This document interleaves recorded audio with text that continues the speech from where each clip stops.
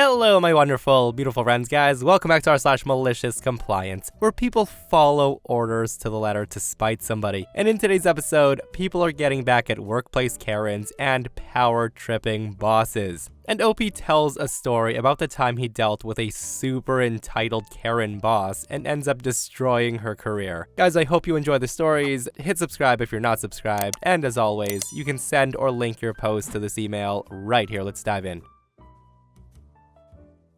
Here's some context. I work in flooring installation, commercial mostly, usually carpet or vinyl tiles, and I've been doing this for 10 years now. One day, I get a work order to do a head office for a large developer. It was carpet tile, but with a pattern/lines border. So I start installing, and just as I get the first tiles out after laying the glue, the big boss comes out and he says I'm doing it wrong. Now I was absolutely stunned. I looked at him, and then looked back at the tiles I had just put down, and looked at him again, and I asked him, "What?" The big boss then tells me, "You know those numbers on the back of the tile are the sequence order. You need to follow the numbers." Now, in my mind, I'm thinking what he's talking about are God knows what. It could be part numbers, serial numbers, lot numbers. They have nothing to do with installation. So if I actually followed whatever he was saying, it would look like a mess, not the intended pattern. Of course, I tried explaining this to him, but the guy wouldn't have it. He got frustrated and he called head office, who in turn called me and said to just do it how he wants it, as he's the boss. So I did. I did exactly as he wanted, knowing it would turn out to be a complete mess. So as I'm finishing, the guy comes back, takes one look at it, and he says, "I don't like it." I just smiled and said, "I don't care, that's how you wanted it." I then packed up my stuff and left, and he didn't say another word to me. A few days later, the guy called the head office, asking for someone else to come redo it, the way I had originally intended to install it, so the office sent me again. I end up getting paid to remove the work that I just got paid to install, so I can get paid to install it again. Needless to say, the guy saw me and I gave him the friendliest wave with the biggest smile I could. The guy didn't come out to make small talk the second time. Nothing like paying 3 times the amount because you think you know more than the professional, right? I also love the fact that the guy requested someone else to come back, probably out of embarrassment, and OP shows up and does the rework with the biggest smile on their face. And this person shares their comment of a similar experience. And they say, "My company did that, but on a multi-million-dollar scale. We had won a bid and then received the client's request for only American, European, or Arabic engineers on their Persian Gulf site. They didn't like Africans or South Asians, except as cheap, disposable manual labor. Pure racism. So we sent the team we'd always planned to send, Indian engineers led by their Indian supervisor. The client then complained, saying they wouldn't know what to do and would probably muck it up and it would cost them a lot of money to fix the mistakes, if there were any. We told them that these people are highly qualified and that's who we're assigning.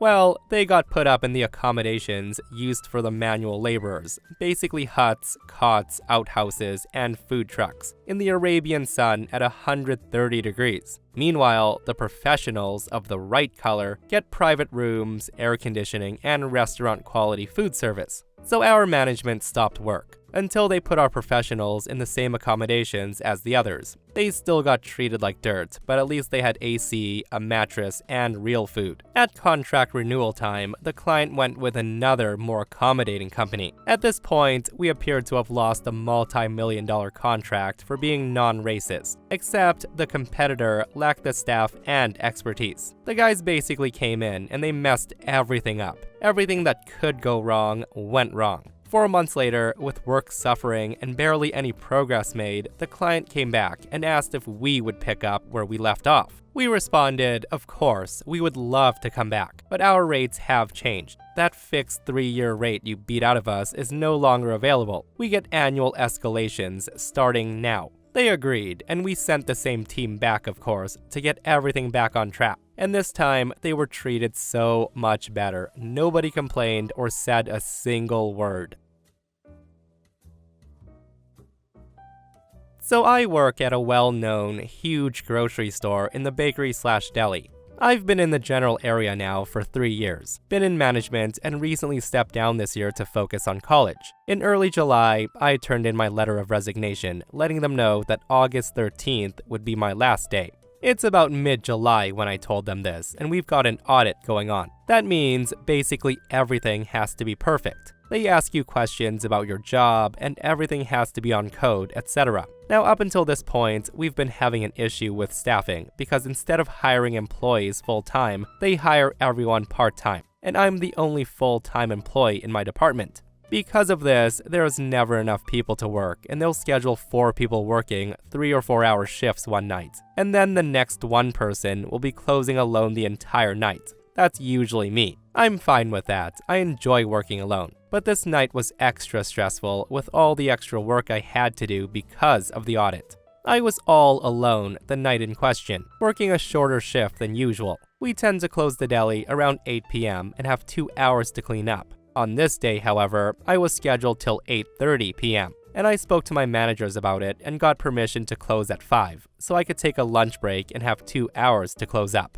My managers also said that I would be sent somebody around 7:30 to help me close on time. Around 7 o'clock though, a woman comes up to the meat slicers asking for some sliced meat. I tell her, I'm so sorry, but we're closed for the night. The woman bitches me out for a moment and complains that she comes here every other night and we're always open. And I tell her that we're low on staffing and I've cleaned the slicers for the night, and she leaves. About 5 to 10 minutes later, my manager walks up and he asked me what the problem was. The lady had gone to management and she demanded we slice her the meat. I explained the situation and his response was to berate me for closing the deli down early, and he tells me to help her and then clean up again. Just stop being difficult, is what he said. So after slicing her some meat, we end up being out of a different kind that she wanted, and the woman walks out of the store, leaving everything behind. That meant that I had to clean a second time for absolutely nothing, and I was pissed. I took a walk to cool down, and then went to go find my buddy, who was supposed to come over at 7:30, and ask when he was coming over. When I found him, he told me he wouldn't be able to come over because the manager had come over and given him a long list of stuff to do for the rest of the night, most likely to spite me, and this pissed me off even more. I found the manager and I was like, dude, what the F are you doing? I then told him that I was leaving at 8:30 and that I needed assistance, and he told me to once again stop being difficult and to get it all done. I told him there was no way I was getting it done in time, and said that my schedule says I leave at 8:30, so I'm leaving at 8:30, regardless of how much there's left to do.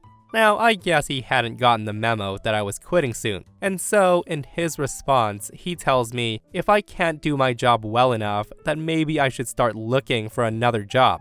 And that was my breaking point. After 3 years of working with crappy management and their backward ways, I decided I didn't need to do it anymore. So I tell the guy, okay, and then walked out. I haven't gone back since. And here's the thing. Me quitting so abruptly led to them failing their audit, and 6 other employees in my general area quit shortly after, due to most of them traveling for college. And as far as I know, the entire store was effed up. I hope the manager got chewed out, but I doubt it. I've reported some managers there for serious issues, and they never went anywhere. F that place. And the sad reality, guys, is those bad managers tend to stay in those positions for a long time for some frickin' reason. And the thing is, the manager probably couldn't have given less of a crap when all those people walked out after OP. Like, the guy probably saw them as useless good-for-nothings anyway, who are easily replaced. With that said though, a manager that never sides with employees or defends them from nasty, rude customers is a bad manager in my opinion. Like, that manager should have told Karen straight up, I'm sorry for the inconvenience, but unfortunately, due to circumstances, we had to close the deli early tonight. Go get your meat somewhere else. And even if she did freak out after that, at least you'd have your employees' respect for trying, right? And they will work harder knowing their boss has their back against Karen's. This person shares their similar story, and they say, years ago, I worked in the deli section of a grocery store as well. I had to slice meat and cheese for customers and make sandwiches and make all the fried foods, like wings, fried chicken, potato wedges, etc. When I was hired, I had my sleeves rolled to just below my elbow, and I talked to the hiring manager about my tattoos.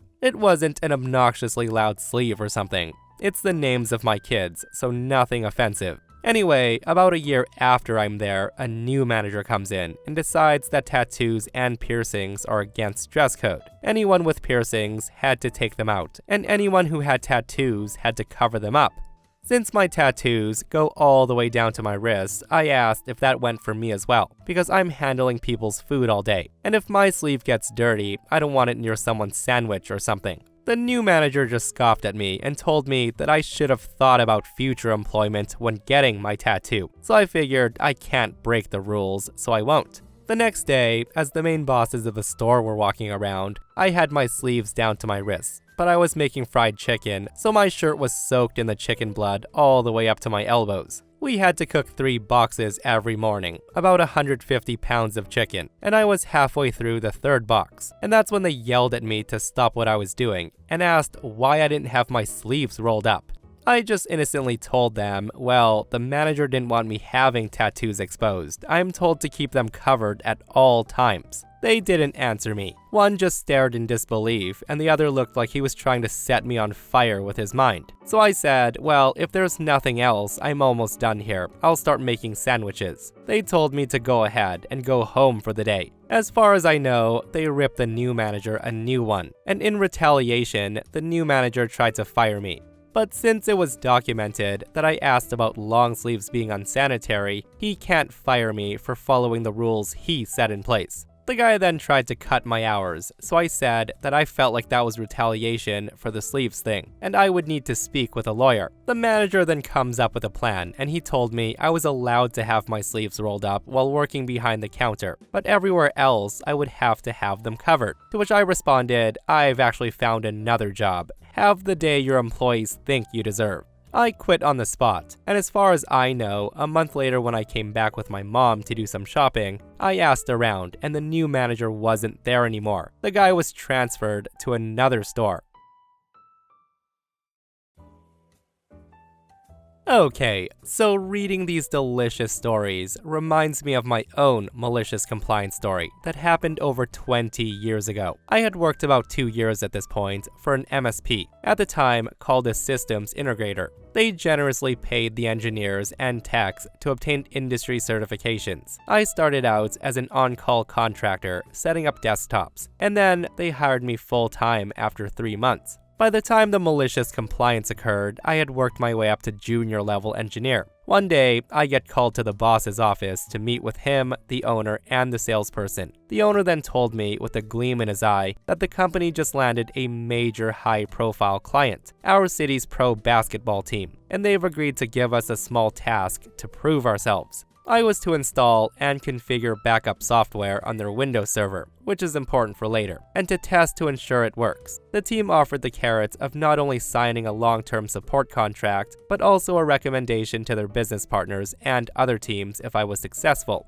This was definitely within my wheelhouse. I figured 1 hour tops, in and out. So I show up to the arena, I checked in with security, and I'm escorted to the business office area. A lady, who we'll call Karen, comes out and introduces herself as the Chief Information Officer. Karen spent the first 45 minutes of my time there taking me on a grand tour of the business office. I saw the owner's offices, the GM's office, her office, pictures of framed autographed jerseys, a nearly empty trophy case, and a big glass window that overlooks the court. She even said that I'm welcome to eat lunch in the staff dining area. She then said she's taking me to the server room. We turn a couple of corners and she unlocked the door to a really small office. There were boxes stacked in one corner and spare furniture in another. At the back wall sat an old-school CRT monitor connected to 2 tower computers sitting side by side on the carpeted floor. Right next to the setup sat a stack of network switches with a spaghetti of cables that ran up the wall into the ceiling. On the top of the towers sat a box with the backup software. Karen then waved her hand at the setup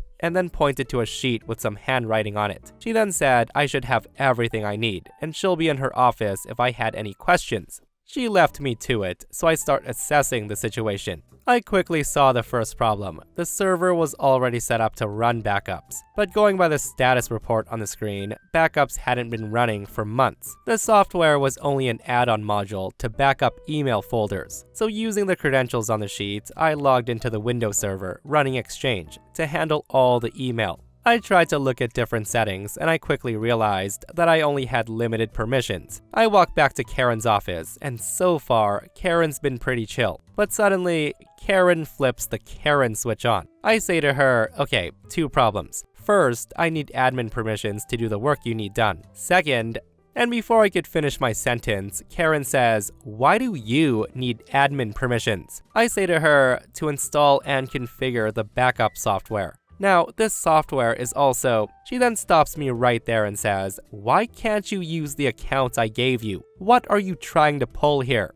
I respond, because they don't have enough permissions. Also, the backup software. Karen interrupts me again and says, well, my other tech, Paul, uses those accounts fine to run the backups. Why do you need extra permissions? Karen then picks up the desk phone and she dials and she says, hey Paul, could you come to my office now, please? Thanks. This is when I tell Karen, well, probably because he has backup operator permissions. Higher permissions are needed to install software. Speaking of which, it's at this point I get interrupted again. Paul knocks on the door and enters. Karen says, have you had any problems with the daily backups? Paul says, no. Why? She then points at me and says, well, this guy right here says he needs permissions to install the backup software. Do you agree? At this, Paul looks side to side and he says, I'm not sure as I just handle the... Karen says, see, if Paul can manage backups with those accounts, I don't see why you can't just install the software. Why are you making this complicated? This is when I ask, how did you install the software originally? Karen tells me all of this was set up before I started here. I was brought in to clean all of this up. I ask her, is there anyone else who manages the servers? Karen says, no, just me and him. I reply, I see. Would you come with me, please? I need to show you something. Karen says, why? And I tell her it's easier to show you than explain. At this, Karen rolls her eyes. She gets up from her desk and motions for Paul to come with. We all go back to the server room. I say to her, okay, first, let me ask. My understanding is you want the backup software installed on the Windows server, right? Karen says, of course, so it can perform brick-level backups of the email. You guys said you were sending one of your best. How do you not know about backups? Now, for those who don't know, brick-level backups at the time, I'm not sure what they're called now, meant the software allowed the backup and restore of individual emails, not the entire email database. So if someone deleted one email and just wanted that one restored, that could happen instead of restoring and overwriting the entire database and losing new emails processed since the last backup. It also saved a lot of time. I say to Karen, that's why I'm asking. You bought an add-on module for the server, showing her where it says on the box, and I tell her I can't install this on Windows. Karen then snatches the box from my hand, and she says, I called the software company myself, and I ordered it from them directly after I told them the setup here. Are you saying they lied to me and sold me the wrong product, or that I made a mistake? I tell her, no, I'm not saying that as I wasn't part of the conversation. I'm only saying that this is for Novell. I can't install this on Windows. Karen says, so they sold me the wrong software? At this point I say, can we go to their website or call them? Karen rolls her eyes and says, fine, let's go back to my office. So back at her office, she sat down, and we went to the website while I stood behind her. Karen then spun around to me with a smirk on her face after a few mouse clicks, and she says, see, this is what I bought. It says right here that it will back up Microsoft Exchange servers. I tell her, well, this doesn't say brick level backups, and it says for Novell servers. Can you click where it says Microsoft? Karen sighs and clicks, saying, this is pointless. I bought what I bought because it's half the cost. When I called, they said this would also back up my Exchange server. Why would it back up a Windows server but not install on a Windows server? That makes no sense. I then point to the screen and I say to her, it says right there, the Windows version performs brick level backups. The NetWare version will back up the emails, but the entire database. And it will restore the entire database as one file. It can't do brick level backups or restores. Karen says to me, here's the bottom line. They told me this would work, and I'm paying you to make this work, so make it work. Or you can tell me you can't make it work, and I'll find someone else who can. Do not try to mask your incompetence by blaming me. At this point, enter the malicious compliance. I tell Karen it will work, but not like how you think. And if you want to make it work, it'll only install on Novell. Can I show you? Karen sighs and hands me the software box, and I tell her I still need an admin login. After several more minutes of debate over the admin login and why I needed it, she reluctantly logs me into the Windows server. I put the CD into the Windows server and nothing happened. I brought up the CD in Explorer to show her the files and folders, but no executable and no way to install. Karen then unlocks the Novell console. I insert the CD, mounted it, and the install auto ran. In about 30 minutes, I installed the software, configured it to back up the Exchange server boxes, as well as the rest of the data on both servers, and performed a successful test backup. All the while, she hovered over me with her arms crossed. I then tell her, by the way, your backups hadn't been running for about 3 months. I've fixed that for you. The scheduled service did not have a login account configured, so I plugged in the backup operator username and password. At this, Karen says, what do you mean? You saw the status screen when we walked in, and it said successful backup, and you said you needed admin rights. I respond, yes, that was the last successful backup, which was months ago. Here's the date and time of the last successful backup. Configuring a backup job and installing software are two different tasks that need two different sets of permissions.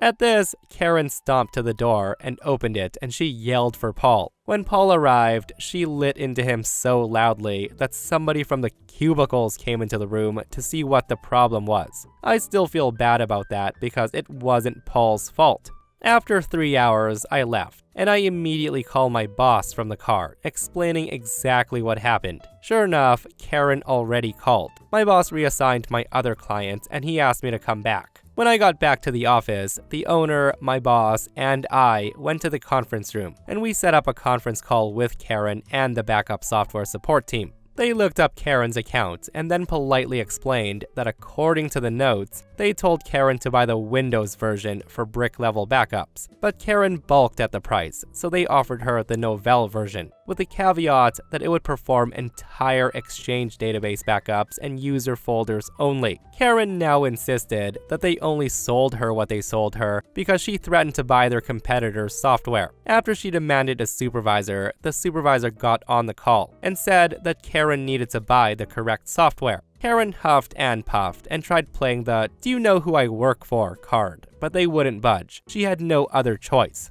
After the software company hung up, Karen asked the owner when he could send me out to finish the job. He muted the phone and then asked me if I wanted to go back out there, and I said no. He then asked if I would go if he sent a senior there with me. I agreed. He then unmuted and told Karen that to make sure there's no issues, he was sending me with a senior engineer, and he made a deal with her. If the senior corrected my work, there would be no charge for service. However, if I was correct, she would have to pay for my time today, plus the time for both me and the senior on the second visit. Also, she would need to make sure that we had full administrative access and to not hover while we worked. Agree to all conditions or we don't come back. Karen agreed, and she added in that she would definitely not work with us again, and then hung up abruptly. We went back after Karen got the correct software, and I installed it without a hitch, even though she had enabled remote desktop on the server to watch me. The senior saw I knew what I was doing, so to pass the time, he made a list of recommendations for her. Server racks, anti-static mats, racks for the switches, cable management, adequate ventilation and temperature controls, physically securing the room, a disaster recovery plan, etc. He emailed them to Karen and CC'd me, my boss, and the owner. The invoice we sent her charged for 3 hours for my first visit, plus the hour at my rate, and another hour for the senior at a higher rate. A month later, my boss told me that they got a call back from the team's new Chief Information Officer. He said that after the team restructured the business unit, Karen was let go, and he took her place, and that in the future, we'd be dealing with him. Paul had discovered the recommendation list among a bunch of emails that Karen had deleted with a brick-level restore of her emails that I set up. The new CIO wanted to know how soon the company could send somebody to complete the recommendation list and consult his staff on additional recommendations. Since the new CIO was hiring his own staff, he wouldn't need us for a long-term support contract, but he would definitely call us when he needed any work done they couldn't handle. What in the world was that Karen thinking, guys? Like, it really makes me wonder who she fooled into giving her the CIO position in the first place, because it clearly sounds like she had no idea how to do that job. It's almost like she claimed to be an IT person and someone believed her, which is freaking terrifying. And that, my friends, brings us to another end of our /malicious compliance. Guys, I hope you enjoyed today's stories. If you did, hit that thumbs up. And if you're not subscribed, consider subscribing so you don't miss these wild stories. And if you missed the last episode on the channel, it's in our /entitled People episode, where Karens are going to jail yet again for doing ridiculous things. Guys, go check it out if you haven't. And myself and Stevie Boy will see you guys in the next one. We love you.